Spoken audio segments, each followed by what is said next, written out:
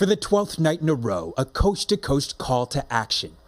Turning violent in Portland, Oregon, where police clashed with protesters well into the night. And in Seattle, where police appeared to clear protesters with flashbangs after the police chief ordered the suspension of tear gas and crowd control Friday. But those violent outbursts that often overshadow the beginning of this national inflection point, now mostly absent. Waves of peaceful protest marched on, bigger than ever before. No more silence.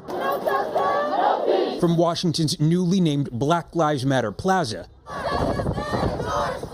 to San Francisco's Golden Gate Bridge to Philadelphia, where one couple even stopped to get married. Meanwhile, police in Buffalo defending a use of force after two officers were caught pushing 75-year-old Martin Gugino to the ground so hard he laid bleeding. Officers Robert McCabe and Aaron Tolgalski pleaded not guilty and were released on bail to the sound of cheers from fellow officers.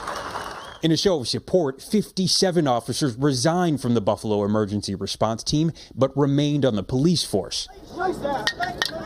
And as the protests surged across the world in his name, the family of George Floyd held a memorial in his memory. In his living and in his dying, he has pleased God. He has woke all of us up. At a public viewing, thousands lined the streets of Rayford, North Carolina, where Floyd was born, just for a glimpse. Going in there realizing that could be me, that could be my father, that could be my friend Rob, that could be anybody who looks like me.